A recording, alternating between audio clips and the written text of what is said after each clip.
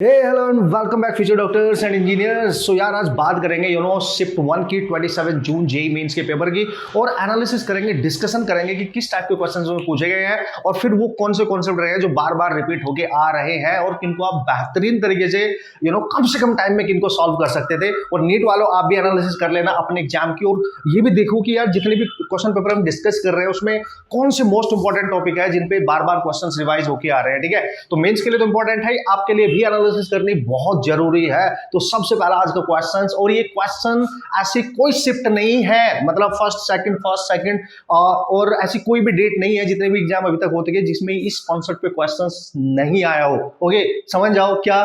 Carnot engine. Come on guys, Carnot engine. तो जो सबसे पहला क्वेश्चन है ना, जल्दी से देख लेते हैं। क्वेश्चन नंबर 1 आज का, उसने बोला कि भाई एक कार्नोट इंजन है, ठीक है, और आपको पता है सिलसिला क्या होता है। यहाँ पे सोर्स है जो हीट सप्लाई करेगा, लेट्स सी Q1, यहाँ पे सोर्स टेम्परेचर होगा, ये हम सोर्स की बात करेंगे जो हीट सप्लाई करेगा, ठीक है, और फिर ये हीट रिजेक्ट करेगा वर्क डन करने के बाद, ठीक है, हीट रिजेक्ट करेगा Q2 से, मानेंगे सिंक में जो टेम्परेचर यहाँ पे हीट आएगी उसका temperature T2, T1 4 high temperature, T2 4 low temperature. Obviously ये आपको पता होगा। सर डेटा क्या गिवन था? उसने बोला जो सोर्स का टेम्परेचर है ना बॉस, यानी T1 दे रखा है 527 डिग्री सेल्सियस, कम ऑन, और क्या दे रखा था सर? सिंक का टेम्परेचर देखा 200 केल्विन, 200 केल्विन है, ये ध्यान देना, ये है 27 डिग्री सेल्सियस और ये kelvin according to given data जो भी आया है, ठीक है ना, उसके अकॉर्डिंग है ये। और क्या है sir? If 12 kilo joule of work is done, यानी वर्क डन दे रखा है 12 किलो जूल।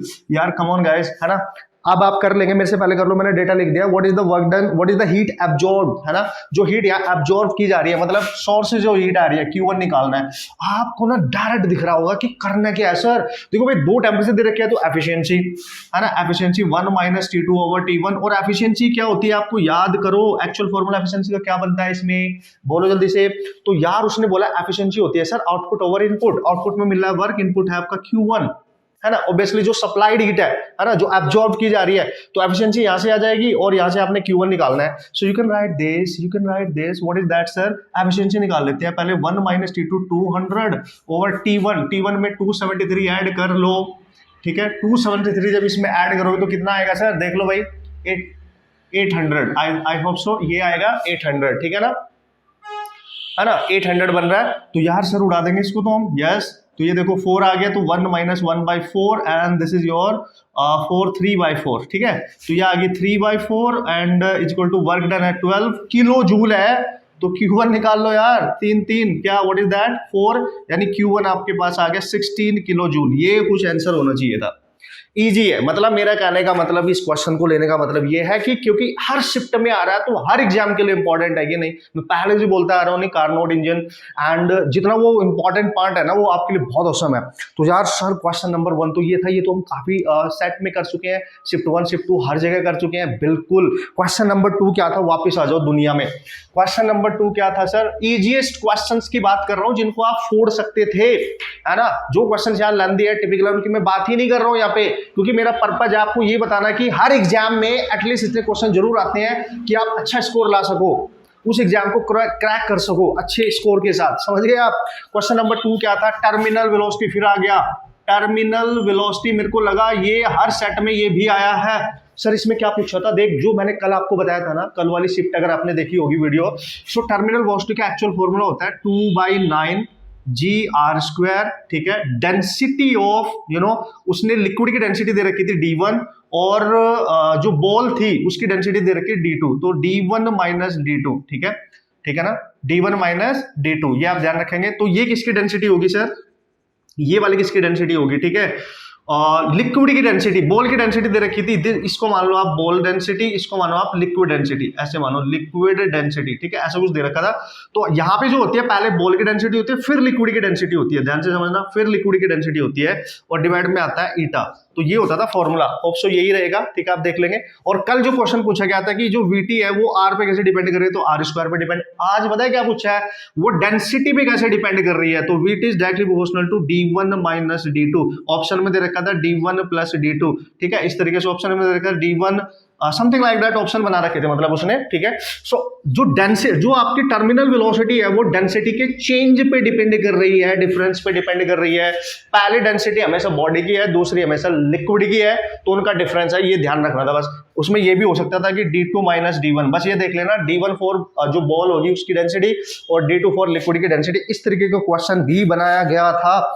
मतलब यार सर इससे तो मजा आ गया, मतलब जो टर्मिनल वेलोसिटी है उसका तो हर उसमें क्वेश्चन आ रहा है, न्यूमेरिकल नहीं आ रहा है, dependency. You just remember this formula guys, you just remember this formula. मजा आ गया ना, है ना। Very very important and easiest question जिनको आप बोल सकते हो। क्वेश्चन नंबर 2 क्या था, question number 1। Sir question number 3 क्या था, ध्यान से देखो यार, कम ऑन क्या बात कर रहे हो। इसमें एक क्वेश्चन और पूछा गया, व्हाट इज दैट। जो इजी वाले है ना, मैं पहले उनको कंसीडर कर रहा हूं, मेरे को दिखाई दे रहा है बिल्कुल easiest question. What is that sir, उसने बोला मैग्नेटिक ससेप्टेबिलिटी। याद करो ये क्वेश्चंस हमने काफी प्रैक्टिस कर रखे थे। मैग्नेटिक ससेप्टेबिलिटी यानी चाहे आपको दे रखा है 99, ठीक है ना, और आपसे मीडियम की परमिटिविटी पूछी है ना, मैग्नेटिक परमेबिलिटी पूछी है, तो आपको मैग्नेटिक ससेप्टेबिलिटी दे रखी है 99, मीडियम की परमेबिलिटी निकालनी है। सबसे पहले तो आप फॉर्मूला याद करो कि रिलेटिव परमेबिलिटी क्या होती थी, ससेप्टेबिलिटी प्लस 1, यही होती थी ना। इसको थोड़ा सा मैं ऐसे लिखूं, ठीक है, इस तरीके से होता है कुछ, ठीक है। तो ये आ जाएगा आपका 99 plus 1 that is 100। Come on guys, ये 100 आ गया। यहां से आए रिलेटिव, आपको चाहिए मीडियम की परमेबिलिटी। तो यार आपको पता है रिलेशन क्या होता था, देखो रिलेशन क्या होता है, मीडियम की परमेबिलिटी क्या होती है, बेसिकली वो प्रोडक्ट होती है म्यू नॉट का और म्यू आर का, सिंपल, ठीक है। प्रोडक्ट होती है म्यू नॉट का यानी स्पेस वाली परमेबिलिटी और रिलेटिव, ठीक है। तो उड़ा डालो boss, what is that sir, ये तो नॉन होता है 4 पाई इंटू 10⁻⁷, और ये तुमने निकाल लिया 100, you can write 4 pi into 10⁻⁵, ऐसा कुछ होना चाहिए, है ना, ऐसा कुछ होना चाहिए। सो यार ये डायरेक्ट फॉर्मूला बेस्ड क्वेश्चंस है, मतलब you just remember the formula, you can फोड़ द क्वेश्चन, मतलब आप फोड़ सकते हो भाई, उठा गया ना। तो सर और क्वेश्चन क्या थे, इसी टाइप के और क्वेश्चन भी आए थे क्या, इजी वाले। यस बिल्कुल, मेरे को यहाँ पे क्लियरली दिख रहा है। और क्वेश्चन जो मेरे पास डेटा आया, एक क्वेश्चन हम फ्रिक्शन से करेंगे, ठीक है। किससे करेंगे, फ्रिक्शन से। फ्रिक्शन से बड़े क्वेश्चन आता है लेकिन आप फोड़ दोगे यार, उसका डायरेक्ट रिजल्ट यूज करो, उड़ा देना, ठीक है। ओके बॉस, फ्रिक्शन से ये क्वेश्चन पूछा गया था, और इस क्वेश्चन को करने का वी फंडा अमेजिंग शॉर्ट ट्रिक ऑलरेडी मैंने वीडियो बना रखी थी। डेटा चेंज हो सकता है लेकिन कंसेप्ट तो सेम रहेगा, मतलब पूरा सॉल्व करने की जरूरत नहीं है। फाइनल रिजल्ट आप याद रखेंगे, मैंने कंडीशन आपको बताई थी कि जब भी दो ब्लॉक इस तरीके से रखे हो और नीचे वाले पे फोर्स एक्ट करे और आपसे पूछे maximum force we have to calculate such that these two blocks move together, और इन दोनों के बीच में फ्रिक्शन गिवन हो और लास्ट वाले के और ग्राउंड के बीच में फ्रिक्शन गिवन हो, ये भी गिवन हो, ये भी गिवन। लेट्स सी ये μ1 है, लेट्स सी ये μ2 है, तो बताओ कितना फोर्स इस पे अप्लाई करें लोअर ब्लॉक पे कि दोनों एक साथ मूव करें। याद करो मैंने आपको बताया था इसको पूरा सॉल्व करने की जरूरत है इच नहीं। तो सर क्या करेंगे, μ1 plus μ2 into m1 plus m2 into g, बस खत्म, ठीक है, हो गया बॉस, ठीक है।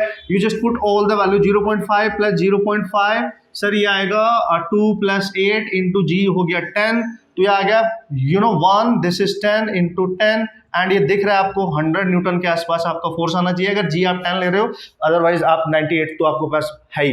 अगर आप जी यहाँ पे ले रहे हो 9.8, वो ऑप्शन पे डिपेंड करेगा, ऑप्शन मेरे पास अभी नहीं है, तो आप इसमें 10 का 98 आ जाएगा ऑब्वियसली, फिर 98 आ जाएगा यार, कम ऑन, है ना, फिर 98 आ जाएगा, ठीक है। सो ये आप ध्यान रखें, बेहतरीन प्रॉब्लम और इजी प्रॉब्लम, क्योंकि इसका रिजल्ट डायरेक्ट नॉन होता है। वी फंडा शॉर्ट ट्रिक में भी मैंने आपको बताया था। एक क्वेश्चन भाई ये भी था। दूसरा क्वेश्चन जो मेरे को इजी लग रहा है यहाँ पे वो पूछा गया इस बार किससे, ओ तेरी, इतना वाहियात क्वेश्चन कैसे आ सकता है। देखो भाई ये था क्वेश्चन नंबर 4। अच्छा सर क्वेश्चन नंबर 5, देखो कम टाइम में हम सारी एनालिसिस कर लेंगे। मेरा मेन मोटो है आप तक ये एनालिसिस पहुंचाना और आपको रियलाइज कराना कि कैसे क्वेश्चन आ रहे हैं। आपको फेयर लेने की जरूरत ही नहीं है, आप बस प्रैक्टिस करते रहे यार, कम ऑन। उसने बताया क्या बोला, उसने बोला एक लाइट रे है, एयर से निकल के जा रही है और किसी मीडियम में जा रही है, इसका रिफ्रैक्टिव इंडेक्स है √2, ध्यान से समझना, ऐसे जा रही है, ठीक है। तो ऑब्वियसली ये रिफ्रैक्टिव इंडेक्स कम है और ये ज्यादा तो डेंसर है भाई, तो कुछ इस तरीके से जाएगी। ये एंगल ऑफ इंसिडेंस है और ये एंगल ऑफ रिफ्रैक्शन है। तो पता है क्या बोला इस क्वेश्चन में, उसने बोला if angle of refraction, come on, if angle of refraction 2 times of incident, come on यार। तो अगर ये है तो हमसे पूछा गया है कि when the light goes from air to medium this, then what is the angle of incidence. तो बताओ आई की वैल्यू क्या होगी, इंसिडेंस एंगल क्या होगा यार। ये तो मतलब बचपन वाली बात नहीं हो गई, ये तो मतलब मतलब क्या बोलूं मैं, इसमें कुछ है ही नहीं है। अब इसमें लाइट एक मीडियम से दूसरे में जा रही है तो स्नेल्स लॉ यूज कर लो ना भाई, किसका इंतजार कर रहे हो। तो देखो यहां से जा रही है, इसमें एयर का रिफ्रैक्टिव इंडेक्स कितना 1, मैंने बोला था म्यू एयर का into sine of i is equal to किस में जा रही है, √2 में इंटू साइन ऑफ आर, खत्म कहानी। ये हो गया 1, ठीक है, साइन आई निकालना है, √2 साइन आर दे रखा है 2 टाइम्स ऑफ आई, है ना, ये दे रखा होगा मेरे ख्याल से, है ना, यही दे रखा होगा, ठीक है। तो ये आपको अब बना लेंगे √2 इंटू साइन आई को लिख सकते 2 sine i into cos i, भाई साइन 2 आई है ना, साइन 2 थीटा का फॉर्मूला बन जाएगा। देखो इधर साइन आई से साइन आई कैंसिल, तो इधर बचेगा 1, इधर बचेगा 2√2 कॉज ऑफ आई, और कॉज ऑफ आई आपके पास आ गया 1/2√2, यानी आई आ गया कॉज इनवर्स 1/2√2। ये कुछ है ही नहीं मैन, दिमाग ही नहीं लगाना, जस्ट बेसिक है। मतलब क्या कैसा बेसिक सर, अगर 10th क्लास में भी इसको सिखा दिया जाए तो वो भी फोड़ देंगे इसको, तो है ना, इतना तो सिखा ही देते हैं एटलीस्ट, है ना, फाउंडेशन में इतना तो बता ही दिया जाता है, ठीक है, तो वो भी फोड़ देंगे। आप तो क्यों नहीं फोड़ोगे बॉस, ठीक है, आप देखते जाओ। एक और क्वेश्चन मेरे को यहाँ नजर आ रहा है एसएसएम, और एसएसएम का क्वेश्चन ना दोनों में आया, शिफ्ट 1 में भी शिफ्ट 2 में भी सेम टाइप का। Okay guys, so this is the question SSM का इजीएस्ट। और देखो ना, जब आपने एसएसएम पढ़ी होगी, आपने कहीं से भी कैसे भी पढ़ी होगी, बुक से पढ़ी होगी डायरेक्ट या किसी की भी हेल्प ली है, तो ये क्वेश्चन सबसे पहले हम सॉल्व किया करते थे डिस्प्लेसमेंट वाले, ठीक है, टाइम वगैरह हम जब कैलकुलेट करते थे तो भाई यही होता था। उसने बोला पार्टिकल स्टार्ट फ्रॉम रेस्ट, सबसे पहले तो स्टार्ट कहां से हुआ, मीन पोजीशन से, है ना। देखो उसने बोला रेस्ट से स्टार्ट हो रहा है, मीन पोजीशन से स्टार्ट हो रहा है या एक्सट्रीम से, तो भाई रेस्ट से स्टार्ट हो रहा है वो तो एट t = 0 टू दी, और टाइम ले रहा है t0 से कहीं t3 सेकंड पे। उसने बोला it's displacement is half of its amplitude. Come on guys, उसका जो डिस्प्लेसमेंट है वो एम्पलीट्यूड का हाफ है, याद आ गया। स्टार्ट हो रहा है रेस्ट से, डिस्प्लेसमेंट दे दिया है, तो बताओ उसका टाइम पीरियड क्या होगा। कितने क्वेश्चन आपने किए होंगे, ये तो रिजल्ट भी आपको डायरेक्ट याद होगा। अगर मैं सही बात करूं तो रिजल्ट भी याद होगा कि जब वो अपनी मीन पोजीशन से स्टार्ट होके हाफ एम्पलीट्यूड तक जाता था, ठीक है, तो जो टाइम लगता है वो t/12 होता था, है ना, t/12 होता था।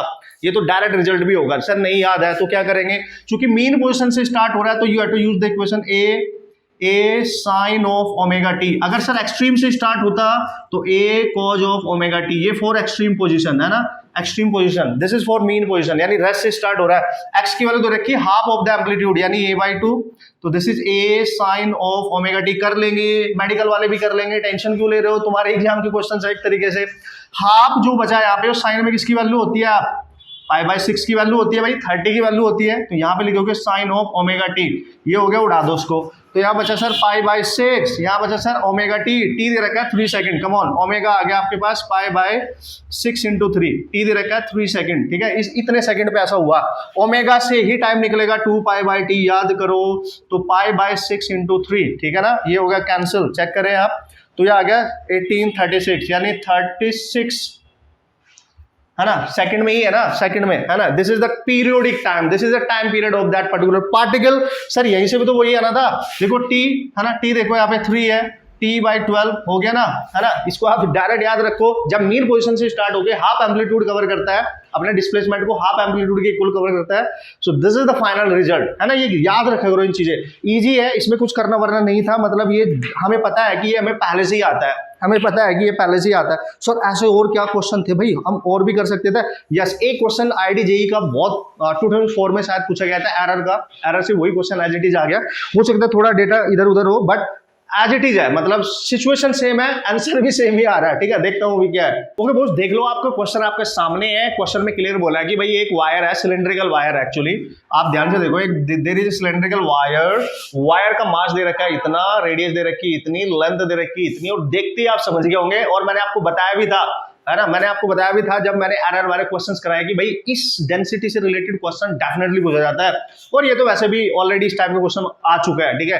तो उसने बोला percentage error in the density, density में निकालो सिलेंडर की। भाई डेंसिटी होती है मास ओवर वॉल्यूम, क्या बात कर दी सर, मास दे रखा है, वॉल्यूम नहीं दे रखा है, तो सिलेंडर का वॉल्यूम क्या, πr²l, पाई कांस्टेंट है, डेंसिटी को कैसे लिखोगे, परसेंटेज फॉर्म में लिख दो, इसकी पावर 1 है तो 1 ही रहेगा, delta m over m into 100% plus r की पावर 2 है तो 2 ले लो, delta r over r into 100% plus l की पावर 1 है तो delta l over l। Convert करना तो सबको आता होगा, ये तो मैं मान के चल रहा हूँ, है ना। एक्सप्रेशन में कैसे चेंज करते हैं, परसेंटेज कैलकुलेट करने के लिए सबको आता होगा, ठीक है।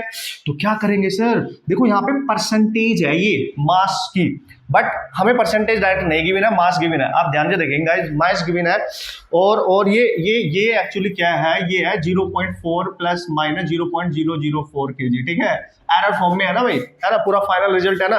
तो डेल टाइम, ये रहा del time sir, plus minus के बाद जो होता है उसका चेंज होता है, मतलब उसकी एरर होती है। तो डेल टाइम कितना है सर, 0.004, 0.4 इंटू 100 से मल्टीप्लाई करना मत भूलना, 2 बार रहेगा।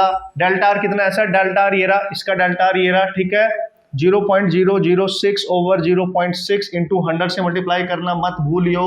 डेल्टा एल कितना है सर, ये रहा डेल्टा एल, जो चेंज है उसका, ठीक है ना, प्लस माइनस के बाद जो होता है उससे पहले उसकी मीन वैल्यू, ठीक है। तो ये बनेगा आपका 0.005 ओवर, ये है 0.5 इंटू 100, ठीक है ना। मेरे ख्याल से उड़ा डालो, देखो एक पॉइंट तो यहाँ से कम हो गया, ठीक है, ये पॉइंट यहाँ शिफ्ट होगा, 100 से मल्टीप्लाई करोगे तो 4%, नहीं सॉरी 4 से 4 भी तो कैंसिल है, 1%, समझ गए आप समझ गए। देखो ना, 100 से मल्टीप्लाई करोगे पॉइंट यहाँ जाएगा, 0.4 से 0.4 कैंसिल, प्लस 2, वैसे ही यहाँ पे ये 6 है, 6 से 6 कैंसिल, पॉइंट कैंसिल, 100 से मल्टीप्लाई करोगे ये भी 1% आ रहा है, ठीक है, प्लस सर 5 100 से मल्टीप्लाई करोगे पॉइंट शिफ्ट हो गया, क्योंकि 3 ही पॉइंट है ना, देखो, तो ये भी 1% आ रहा है, तो 2 2 4 4%, दिस इज द आंसर, ठीक है ना, दिस इज द आंसर।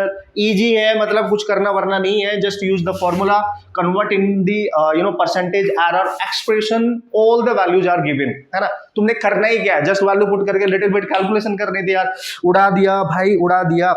एक क्वेश्चन जो मेरे को यहाँ पे नजर आ रहा है अब वो, जो कि जेईई मेन में ये काफी टाइम बाद देखा गया कि भाई इस टाइप का क्वेश्चन नहीं पूछे जा रहे थे, तो कम्युनिकेशन से एक क्वेश्चन पूछा गया है, जल्दी से मैं बता देता हूँ आपको। तो फाइनली सेट में कम्युनिकेशन से क्वेश्चन एक पूछ लिया गया है। तो क्वेश्चन नंबर 8 की मैं अगर बात करूं, इसमें करना नहीं है, उसने बोला है कि भाई हमें पता ही है हमारे पास एक ट्रांसमीटर होता है और एक रिसीवर होता है, ठीक है, एक रिसीवर होता है, ठीक है, एक रिसीवर होता है। तो उसने बोला कि इसकी हाइट दे रखी है ट्रांसमीटर की और रिसीवर की हाइट भी दे रखी है, ठीक है ना। तो बताओ टोटल डिस्टेंस कितनी है ना, उसने पूछा है कि टोटल डिस्टेंस कितनी है, find the maximum distance through which signal can be transmitted, है ना, फाइंड द मैक्सिमम डिस्टेंस। जब भी आपको कुछ नहीं करना, आप ज्यादा मत सोचो, जब भी ट्रांसमीटर और रिसीवर की हाइट गिवन हो ना भाई, और मैक्सिमम डिस्टेंस आपसे पूछे, तो हमेशा वो इन दोनों का, इसकी डिस्टेंस और इसकी डिस्टेंस क्या आएगी, इसकी आएगी √2RHT और इस वाले की 2RH, रिसीवर है R, तो इनको ऐड करो बस, 2RHT प्लस √2RHR, बस इसमें वैल्यू पुट करो, ये फॉर्मूला याद रख के जाओ, बाकी बाद में सोचते रहना कि कैसे आया, कहां से आया एंड ऑल। उसने बोला है कि height of the transmitter antenna is 49, यानी इसकी वैल्यू दे दी है 49, और रिसीवर जो है आपके पास उसकी हाइट दे दिया 25, ऐसा कुछ दे रखा है, वो ध्यान से समझना। मतलब अगर थोड़ा बहुत डेटा इधर उधर हुआ तो क्या फर्क पड़ रहा है, कंसेप्ट तो पता ही चल गया कि कैसे करके आएंगे। टोटल अगर पूछेगा, अगर दोनों है, अगर एक होता तो फिर उसी की फॉर्मूला यूज करते, पुट कर लेना, 43 के आसपास आएगा, पॉइंट में आएगा 42 पॉइंट समथिंग करके इतना मीटर आएगा, पुट कर लेना। मैक्सिमम डिस्टेंस ये होनी चाहिए, अगर वो जहां तक वो सिग्नल मैक्सिमम डिस्टेंस तक लेके जाना चाहता है, तो this should be the distance, okay. तो एक क्वेश्चन आपका ये था, और क्वेश्चन मेरे को क्या नजर आ रहा है यहाँ पे, आप समझ पा रहे हो आप, मतलब क्या है ये, मतलब आप आसान से कर सकते हो। क्वेश्चन नंबर 9 मेरे को कैपेसिटर से नजर आ रहा है, और कैपेसिटर का क्वेश्चन हर सेट में आया, हर शिफ्ट में आया, है ना, है ना, और इजी। और अभी मैंने कैपेसिटर की एक वीडियो डाली थी आपके कॉन्सेप्ट वाली, ठीक है, उसमें ये कॉन्सेप्ट मैंने क्लियरली डिस्कस किया था, भाई यहां से क्वेश्चन आ सकते हैं, और आ गया। पता है क्या पूछा, उसने पूछा फाइंड व्हाट इज दैट, नहीं उसने दे रखा है force on charge which is placed between 2 plates of capacitor, समझना। उसने बोला there is a charge which is placed between, ये फर्स्ट प्लेट है, सेकंड, इनके बीच में एक चार्ज रखा हुआ है, ठीक है ना। तो उसने बोला फोर्स ऑन अ चार्ज, ठीक है, प्लेस्ड, ठीक है ना, बिटवीन स्पेस, है ना, between space of capacitors plates, ठीक है, कैपेसिटर्स प्लेट्स, ठीक है, is F equal to 10 newton. मतलब दोनों प्लेट के बीच में एक चार्ज रख दिया उसने एडिशनली, और उस पर एक फोर्स लग रहा है, और वो है 10 न्यूटन, है ना, वो 10 न्यूटन है। अभी समझते जाओ क्वेश्चन क्या है। फिर वो बोल रहा है if one plate is removed then what will be the force on the charge, समझ गया आप। इफ वन प्लेट, है ना, इज रिमूव्ड, है ना, वन प्लेट इज रिमूव्ड, अगर एक प्लेट को हटा दे, देन फोर्स इज, तो बताओ अब फोर्स कितना होगा, है ना, अब फोर्स कितना होगा। अब आप ध्यान से समझो, चूंकि ये चार्ज इन दोनों प्लेट के बीच में है तो इस पे जो भी फोर्स होगा दोनों प्लेट की वजह से होगा। तो अगर मैं यहाँ फोर्स निकालूं, सबसे पहले देखो दोनों प्लेट की वजह से इस पे इलेक्ट्रिक फील्ड कितना होगा, पॉजिटिव है इधर जाएगा भाई, ये प्लस प्लेट है ना और ये नेगेटिव है तो ऑब्वियसली इलेक्ट्रिक फील्ड तो इधर ही जाएगा। तो इलेक्ट्रिक फील्ड दोनों प्लेट की वजह से होता था सिग्मा बाई एप्सिलॉन नॉट। तो फोर्स कितना होगा इस पे, फोर्स होता है क्यू ई सर, बिल्कुल होता है। और सर क्यू तो क्यू ही रहेगा, मैंने कहा हाँ ये सिग्मा बाई एप्सिलॉन नॉट रहेगा, यस। और इस फोर्स की वैल्यू यहाँ पे दे रखी है आपको, यानी sigma Q by epsilon not they रखा है 10 न्यूटन। आप समझ गए बात को, इक्वेशन 1 बन गई।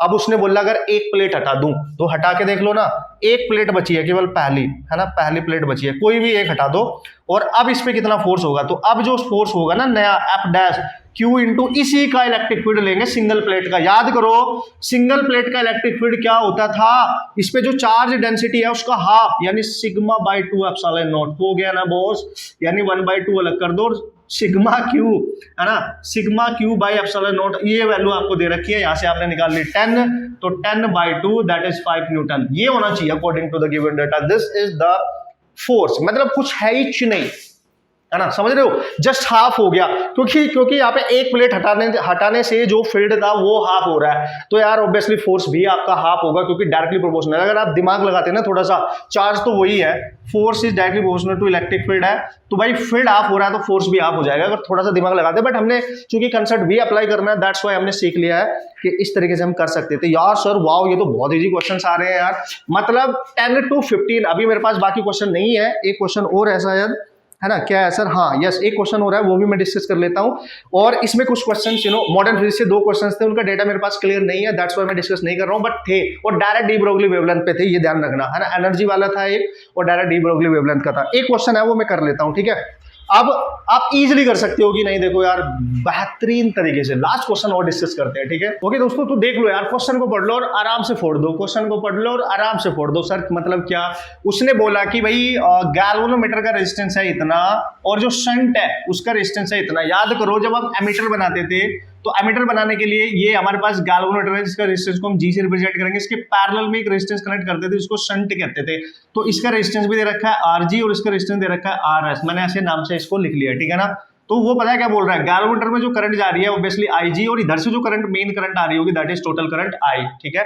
वो बोल रहा है गैल्वेनोमीटर में जो करंट जा रही है उसकी फ्रैक्शन वैल्यू बताओ। तो how you just calculate the fraction value man. तो गैल्वेनोमीटर करंट को टोटल करंट से डिवाइड करोगे तो तभी तो फ्रैक्शन आएगा, ठीक है ना। इसकी कितनी फ्रैक्शन वैल्यू गैल्वेनोमीटर में पास हो रही है, ठीक है, fraction of the current passing through the galvanometer. तो भाई इजी है, देखो अगर तुम्हें कुछ भी याद नहीं है ना फॉर्मूला तो भी टेंशन नहीं लेने की जरूरत है, ठीक है। तो आपको पता है यहां से जो करंट डिवाइड होगी, देखो आई जो आएगी ना इधर से मेन करंट जो आएगी वो कुछ करंट इसमें जाएगी और कुछ करंट आई एस में जाएगी। तो आई को आप लिख सकते हो आई जी प्लस आई एस, ठीक है ना। तो हमें निकालना है आई जी ओवर आई का रेशियो, तो आई एस निकाल लो। आई एस कैसे निकालोगे सर, ये इसमें जा रही है और ये दोनों रेजिस्टेंस पैरेलल में है, मतलब इसका वोल्टेज, ठीक है, और इसका वोल्टेज सेम ही नहीं होगा। तो आप पता क्या करोगे, इन दोनों का I S into S equal to कर लेना यहाँ पे आई जी इंटू जी, उसका resistance, G is the galvanometer resistance, S is the shunt resistance. तो भाई लोग यहाँ से आई एस आ जाएगा आपका जी आई जी बाई एस, ठीक है, यहाँ पे पुटअप कर देना I G plus G I G by S, I G common ले लो, सो ये आ जाएगा आई जी और इंटू आ गया 1 प्लस जी बाई एस, ठीक है ना। और इसको देखो आप आई को नीचे लेके जाओ, एस ऊपर जाएगा, तो S by S plus G equal to I G by I बचेगा। बस ये था आपका, है ना, सिंपल। तो ये आ गया I G by I equal to S कितना दे रखा है सर 80, और ये दोनों ऐड करो तो 800, दिख नहीं रहा है आपको, ये दिख नहीं रहा है, ये आ गया 1/10 यानी आई जी बाई आई आ गया। फ्रैक्शन पूछा है 0.1, फ्रैक्शन पूछा है 0.1, यही होना चाहिए। उड़ा डालेंगे, टेंशन नहीं है। बोनस क्वेश्चन देके जा रहा हूं जो इससे पहले वाले एग्जाम में पूछा गया कल, और आज क्या आ गया देख लो, यानी क्वेश्चन नंबर 11 आपसे पूछा डायमेंशन ऑफ सेल्फ इंडक्टेंस। क्या बात कर रहे हो यार, कल पूछ रही डायमेंशन ऑफ म्यूचुअल इंडक्टेंस, आज पूछ ली डायमेंशन ऑफ सेल्फ इंडक्टेंस। कुछ भी चल रहा है नहीं तो आप निकाल सकते हो ना भाई। कैसे निकालोगे सर, देखो मैंने आपको बताया था एनर्जी होती है हाफ एल आई स्क्वायर, ठीक है ना, एनर्जी, और ये कांस्टेंट है तो एल आ जाएगा यहाँ से, what is that sir, ml2 t-2 a-2, याद हो गया होगा अब तो, ये है ना, कम ऑन यार याद हो गया है। तो ये थे कुछ बेहतरीन क्वेश्चन जिनको बहुत इजीली तरीके से क्रैक कर सकते थे। और भी क्वेश्चन थे, अभी मेरे पास डेटा नहीं है, और भी मतलब 15 तक मान के चलो बहुत ईजी थे, 25 में से 15 बहुत इजी आ रहे हैं, तो बाकी भी तो हम कर ही लेंगे ना थोड़ी मेहनत करके। यार कैसी बात कर रहे हो। तो दोस्तों बढ़िया एनालिसिस करना, बढ़िया से आप ध्यान से प्रैक्टिस करके जाना और देखते रहना किस कॉन्सेप्ट पे ज्यादा क्वेश्चन रिपीट होके पूछे जा रहे हैं, उनके कॉन्सेप्ट बहुत अच्छे से करना। तो मिलेंगे नेक्स्ट वीडियो में नेक्स्ट रिव्यू के साथ और बेस्ट कॉन्सेप्ट के साथ। Okay and all the best.